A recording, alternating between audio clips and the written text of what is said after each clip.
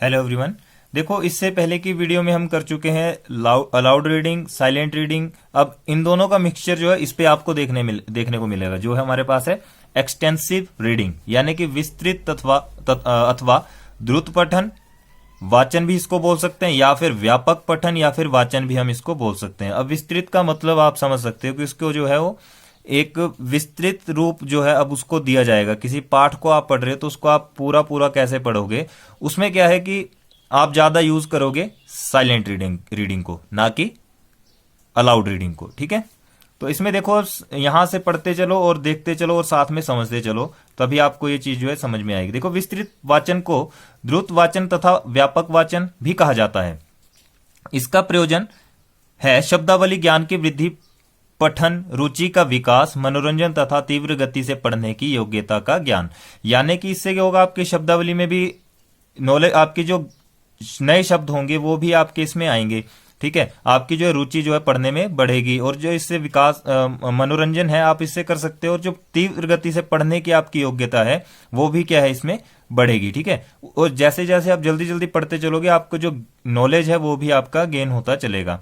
अब इसमें देखो साथ में क्या, भाषा पर आधारित करने तथा जीवन और जगत के प्रति दृष्टिकोण को व्यापक बनाने के लिए वाचन का अभ्यास जरूरी है। देखो, जब भी आप क्या करते हो, कोई भाषा पढ़ते हो तो वहां पर सबसे जीवन या जगत की बात करें तो वहां पर आप इसका दृष्टिकोण व्यापक कैसे होगा। देखो, अगर आपको पढ़ना आता है, ठीक है, अच्छे से उस चीज को आप पढ़ सकते हो, उसका वाचन आप कर सकते हो, तभी क्या है आप जो है समाज में रहकर जो है दूसरों से बातचीत कर सकते हो। ऐसा नहीं है कि अगर आपको बातचीत ना भी करने, ऐसा नहीं है कि देखो, जैसे अगर आप अच्छे से वाचन नहीं किया आपने, ठीक है, उस चीज को आपने समझा नहीं है, वर्णों का आपको ज्ञान नहीं है, तो आप उससे क्या है उस चीज को आगे दृष्टिकोण जो है उसका बिल्कुल भी व्यापक नहीं बन सकता। इसलिए सबसे पहले क्या जरूरी है, हमें पढ़ना आना चाहिए। उसके बाद क्या कर सकते हैं, हम आराम से उस चीज को जो है लोगों के सामने प्रकट कर सकते हैं। अब नेक्स्ट इसमें क्या है, इसके द्वारा हमारे मौन पठन की योग्यता बढ़ती है। इससे हमारे जो मौन पठन यानी कि साइलेंट रीडिंग जो है उसकी योग्यता बढ़ती है, जिससे स्वाध्याय की प्रवृत्ति का विकास होता है। जिससे क्या है, स्वाध्याय यानी कि जो भी हम अपने आप से पढ़ते हैं, खुद से हम प्रैक्टिस करते हैं पढ़ने की, उसका विकास होता है। पुस्तकालय अध्ययन में छात्र को निपुण बनाने के लिए व्यापक पठन का अध्याय व्यापक होता है। देखो, जो पुस्तक आप पढ़ते हो उससे क्या छात्रों में निपुणता तो आती है, लेकिन साथ ही साथ क्या होता है, उसका जो आप व्यापक का मतलब क्या है, उसको आप जो है विस्तृत रूप, यानी कि विस्तृत रूप भी आप इसको बोल सकते हो, उस हिसाब से उस चीज को पढ़ते हो, तो उसका जो अध्याय आप कर रहे हो वो क्या होना चाहिए, व्यापक, यानी कि उसका जो विस्तृत रूप होना चाहिए। उसको आप बड़े उस पर पढ़ सकते हो, यानी कि जैसे कि कोई लंबी लंबी कहानियां होती हैं उनको भी आप पढ़ते हो, तो उससे क्या आपकी मौन वाचन में वृद्धि होती है। मनोरंजन के लिए अध्ययन में तो इसकी उपयोगिता और भी बढ़ जाती है। जैसे कि मनोरंजन की आप कोई भी किताबें पढ़ते हो तो उस समय क्या इसकी उपयोगिता बढ़ती जाती है। प्राय हम कहानी और एकांकी को रुचिपूर्वक पढ़ लेते हैं। जो कहानियां होती हैं या फिर हमारी जो है एकांकी क्या होगा, यहाँ पर जो ड्रामा वगैरह देखते हैं आप, ठीक है, वो सारा इसमें आ जाएगा। या फिर आप ऐसे मान कर चलो, जैसे किसी की कहानी है, ठीक है, किसी की कहानी है, उसको क्या है वो ऐसे व्यक्त किया गया है, नाटक के रूप में व्यक्त किया गया है, तो उस पर आप क्या करते हैं, रुचि लेना शुरू कर देते हो। जैसे गबन वगैरह आपने सुनी होंगी, ठीक है, तो वो उसमें आ जाएंगी। तुलसीदास की गबन जो थी उसमें भी ये चीज है। नेक्स्ट इसमें, परंतु उपन्यास और नाटक जैसे बड़े बड़े ग्रंथों को पढ़ने से थकान का अनुभव करने लगते हैं। जैसे कि बड़े बड़े उपन्यास हो गए, नाटक हो गए, उन चीजों को जैसे हम पढ़ें, बड़े बड़े ग्रंथ होंगे तो उसमें क्या पढ़ते समय हमें क्या होगा, थकान शुरू हो जाएगी। इसका कारण यह है कि व्यापक पठन की निपुणता तथा यथेष्ट अधिकार का ना होना, यानी कि हमें उससे थकान कब होगी, जब हमें उस चीज को जो हम व्यापक रूप से पढ़ना नहीं चाहते। ठीक है, हमें क्या है, हम पढ़ते तो है, लेकिन हमें जो पढ़ने में बिल्कुल भी निपुणता हासिल नहीं है। हम उसको क्या है, थोड़ा सा पढ़ेंगे, थोड़ी देर के बाद पढ़ेंगे, थोड़ा उसके बाद पढ़ेंगे, तब जाके उस चैप्टर को हम कंप्लीट करेंगे। तो ऐसा नहीं होना चाहिए। हमें इतनी आदत होनी चाहिए कि हम क्या उस चीज को अच्छे से पढ़ सकें और उसका जो है ज्ञान जो है ज्यादा ले सकें। अतः व्यापक पठन के लिए निरंतर अभ्यास की आवश्यकता होती है। अब जैसे हम डेली उस चीज को किसी भी टॉपिक के बारे में पढ़ते रहे तो उससे हमारी क्या है, आदत बन जाती है, और उस चीज को हम क्या करते हैं, आराम से समझ सकते हैं। यानी कि अभ्यास की जो है ज्यादा जरूरत हमें हो जाती है। क्या है मेन, क्या है इसमें कि ज्यादा विस्तृत जब भी आपने कोई भी पाठ पढ़ना है उसके लिए आपको क्या है, जरूरी क्या होना चाहिए, निरंतर पाठ करना। ठीक है, निरंतर पाठ करना यानी कि निरंतर जो है रोज जो है आपने कुछ ना कुछ टॉपिक पढ़ना है, चाहे अखबार से आप पढ़ो या फिर आप कुछ मैगजीन वगैरह से आप पढ़ो। इसलिए इसे द्रुत पठन या स्वतंत्र मौन वाचन कहा जाता है। इसीलिए इसे क्या कहा जाता है, द्रुत पठन, यानी कि जो अभी हमने बात की विस्तृत पठन, या फिर इसको हम स्वतंत्र मौन वाचन भी कह सकते हैं। या देखो, स्वतंत्र होकर आप मौन वाचन करते हो, घर में बैठ के आप पढ़ रहे हो, ठीक है, तो वो क्या है, सारा मौन वाचन है। अपनी किताबें आप पढ़ रहे हो या फिर टेस्ट की तैयारी कर रहे हो, तो उस हिसाब से ये क्या है, मौन वाचन कहलाता है। अब नेक्स्ट हम इसमें बात करेंगे importance of extensive reading, AIIMS and objectives के बारे में। अब इसमें नेक्स्ट क्या है, importance of extensive reading, AIIMS and objective, विस्तृत पठन का महत्व, लक्ष्य एवं उद्देश्य। फर्स्ट पॉइंट इसमें, विस्तृत पठन से विद्यार्थियों के शब्द भंडार में वृद्धि होती है। जैसे जैसे आप क्या है चैप्टर को जैसे बड़े बड़े चैप्टर्स को आप पढ़ते हो, तो उसमें क्या है कि आप विद्यार्थियों में क्या है, शब्द भंडार, नए नए शब्द जो है आते हैं, उनमें क्या है, वृद्धि होती है। नए नए शब्द आएंगे, उनको वो सीखेंगे, तो शब्द भंडार क्या हो गया, उनका विकसित होगा। दूसरा पॉइंट क्या है इसमें, द्रुत पठन द्वारा विद्यार्थियों में तेज गति से पढ़ने की आदत बनती है। द्रुत पठन से क्या होगा, देखो द्रुत पठन यानी कि विस्तृत पठन जो है वो क्या है कि विद्यार्थियों में तेज गति लाते हैं। जितना बड़ा पाठ होगा उस चैप्टर को क्या करें, उस पाठ को क्या है, जल्दी जल्दी पढ़ने की कोशिश करेंगे ताकि वो जल्दी से खत्म हो सके। तो उसमें क्या है कि इनकी जो है पठन द्वारा जो है द्रुत विकास भी होता है, यानी कि जल्दी पढ़ने की आदत जो है उसमें बनती है। नेक्स्ट पॉइंट है इसमें, सीखी हुई शब्दावली का अभ्यास, यानी कि सीखी हुई शब्दावली में अभ्यास कैसे होगा, जैसे मौन वाचन आप करते हो, ठीक है, तो मौन वाचन में आपने जो भी बातें सीखी होंगी वो सारी यूज हो जाएंगी किसमें, आपके विस्तृत पठन में। ठीक है, जो भी आप मौन वाचन करते हो, मौन वाचन से ही आपकी जो हेल्प होगी वो किसमें होगी, इसमें होगी द्रुत पठन, या फिर आप बोल सकते हो विस्तृत पठन। क्योंकि जितना आप गहराई से उस चीज को पढ़ोगे उतना आपको वो चीज टॉपिक जो है समझ आता चलेगा, और आप उसको जल्दी जल्दी पढ़ने का और आनंद लेते हो, उस चीज को आप पढ़ सकते हो। ज्ञान में वृद्धि, अब ज्ञान में वृद्धि से क्या समझते हैं आप, देखो ये पॉइंट जो काफी टाइम बार जो है आ चुका है, काफी बार आ चुका है ये।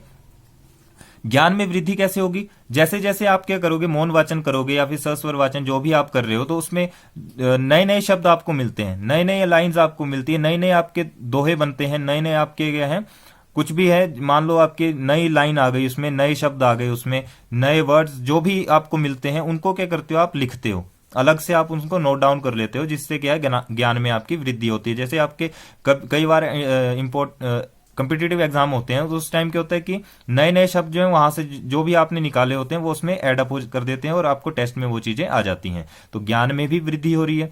पढ़ने में वृद्धि, अब पढ़ने में वृद्धि कैसे होगी, जैसे जैसे आप लंबे लंबे चैप्टर्स को पढ़ते चलोगे, आप जल्दी जल्दी उन चीजों को पढ़ना सीखोगे, तेज गति से पढ़ोगे, तो उससे क्या आपकी आदत बनेगी उसको पढ़ने की। ठीक है, अगर आपको पढ़ना नहीं आता, लिखना नहीं आता, तो आप उस चीज को कर भी नहीं सकते। पहले तो आपको वर्णमाला का ज्ञान होना चाहिए, उसके बाद ही आप क्या कर सकते हो, उस चीज को पढ़ सकते हो।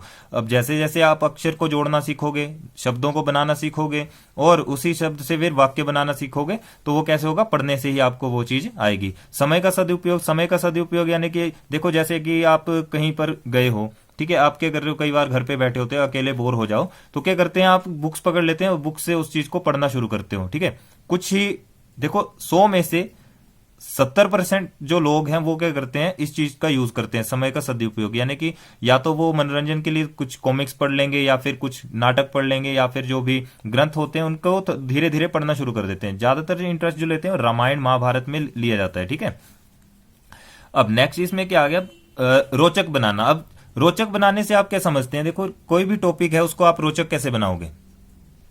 देखिए, जैसे आप कविताएं पढ़ते हो, कहानियां पढ़ते हो, तो उससे क्या है, आपको इंटरेस्ट उसमें आने लगता है, आप धीरे धीरे क्या करते हो, उस चीज को पढ़ते हो, पूरा खत्म करने की कोशिश करते हो, उसमें क्या है, रोचकता आती है। अब मान लो अगर आपको इसी से क्या होगा कि नाटक वगैरह करने का आपको मौका दिया जाए, तब आप इसको रोचक कैसे बनाओगे। मान लो आपने ड्रामा में हिस्सा ले लिया और आपने क्या किया कि आपको डायलॉग्स दिए गए, ठीक है, तो उसको रोचक बनाने के लिए, जहां पर रोचक कैसे बनेगा, देखो जहां पर आपको क्रोध करना होगा आप क्रोध करोगे, जहां पर आपने हंसना होगा आप हंसोगे, जहां पर आपने कुछ आशीर्वाद या कुछ भी देना है आप जेस्चर भी यूज करोगे। सारी बातें क्या होंगी इसमें रोचक बनाने के लिए आप यूज कर सकते हो, कि आपने पाठ को किस तरह से, किस वे से पढ़ा, किस तरह से आपने जेस्चर को यूज किया, किस तरह से आपने ड्रामा में जो उस चीज का पार्ट लिया। बौद्धिक विकास, बौद्धिक विकास से आप क्या समझते हैं, बौद्धिक विकास में वो सारी बातें आएंगी। देखो जैसे ये डिपेंड करता है कि जो आपने कहानियां पढ़ी, ठीक है, जो भी महापुरुषों द्वारा कहे गए कथन है, उनके विचारों को आपने क्या किया, ग्रहण किया, और उनका जो है आगे चलकर आपने उनको इंप्लीमेंट किया, ठीक है। जो भी देखो इसमें जैसे कि डेफिनेशंस काफी सारी आ रही हैं, उन डेफिनेशंस को आपने समझा, फिर आगे चल के आपने उन डेफिनेशंस का यूज कैसे किया, उसके बारे में भी ये क्या है, एक इंपॉर्टेंट पॉइंट है बौद्धिक विकास, कि आपने उन जो भी आपके इसमें महापुरुष आए, विद्वान आए, वैज्ञानिक आए, तो उनके विचारों को आपने कैसे जो है वो आगे चल करके उनका इंप्लीमेंट किया, या फिर उनको अवगत कैसे किया। नेक्स्ट है इसमें भाषा समझने की शक्ति में वृद्धि। अब भाषा समझने की शक्ति में वृद्धि कैसे होगी, देखो जैसे कि आप समाज में जाएंगे तो वहां पर अलग अलग टाइप के आपको लोग मिलते हैं, ठीक है, अलग अलग भाषाओं का भी यूज करते हैं वो, ठीक है। तो वहां पर आपको जो है भाषा समझने पड़ती है कि इसने क्या बोला होगा, किस तरह से बोला होगा। तो उससे क्या है कि आपकी जो भाषा की जो समझने की शक्ति है वो भी बढ़ती है, योग्यता आप में आती है, और आप में क्या है, क्षमता का विकास होता है। उस चीज को आप देखो, किसी ने अगर आप हिंदी बोल रहे हो, दूसरा इंग्लिश बोल रहे हो, तो आप उससे क्या नए वर्ड सीख रहे हो, ठीक है। उसमें क्या आपको भी आ रहा हो, आपके माइंड में आएगा, या फिर आपको लगेगा कि नहीं, मुझे भी इंग्लिश में बात करनी चाहिए, मुझे भी इंग्लिश सीखनी चाहिए। तो उस हिसाब से कुछ लोग क्या करते हैं, संस्कृत में श्लोक ज्यादा यूज करते हैं, या फिर लोकोक्तियां या मुहावरों का यूज करते हैं बोलती बार।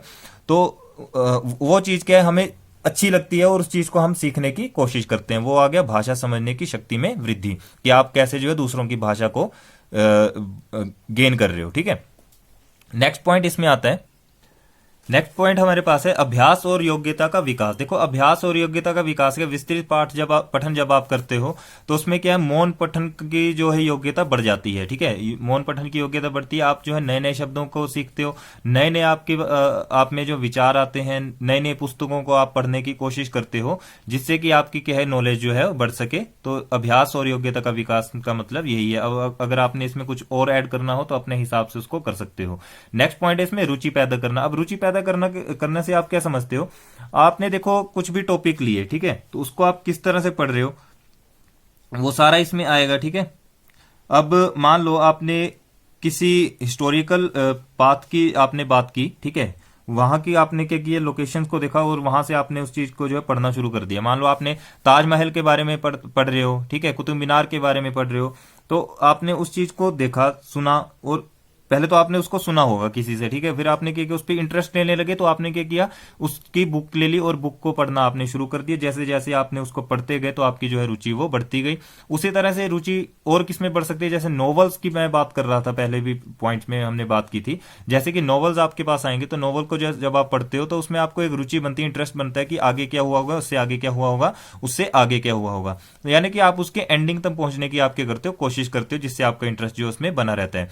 और कुछ जो और इंटरेस्ट में अगर और बात करें, कुछ लोग क्या करते हैं कि उनको इंटरेस्ट किस में होता है, जो फिलोसफर्स होते हैं या फिर कोई जो कहानी कारक होते हैं, उनकी कहानियां पढ़ने का उनको बड़ा शौक होता है, तो उसको वो पढ़ते चलते हैं। उसमें क्या है, उनका एक अपना ही इंटरेस्ट होता है। स्वाध्याय का विकास, लास्ट पॉइंट हमारे पास है स्वाध्याय का विकास, यानी कि स्वाध्याय से आप क्या समझते हैं, देखो मैंने इस पॉइंट को भी काफी बार डिस्कस किया हुआ है, यानी कि खुद से वो कैसे पढ़ेंगे, ठीक है। अब आप खुद से पढ़ रहे हो तो उसमें क्या आपका खुद से इंडिविजुअल आप क्या कर रहे हो, उस चीज को रीडिंग कर रहे हो, आप विस्तृत पठन है तो उसमें आप उसको मौन वाचन से भी पढ़ रहे हो, ठीक है।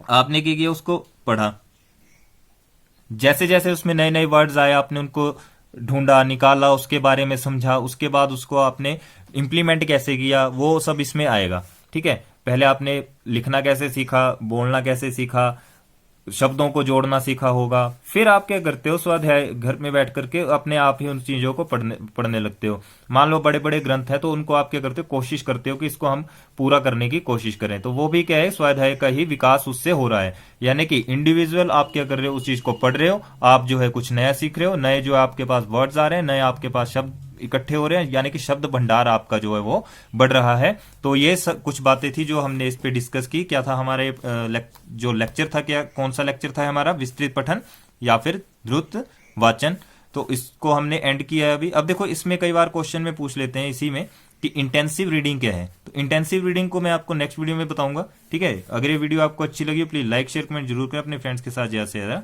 शेयर करें। Thank you.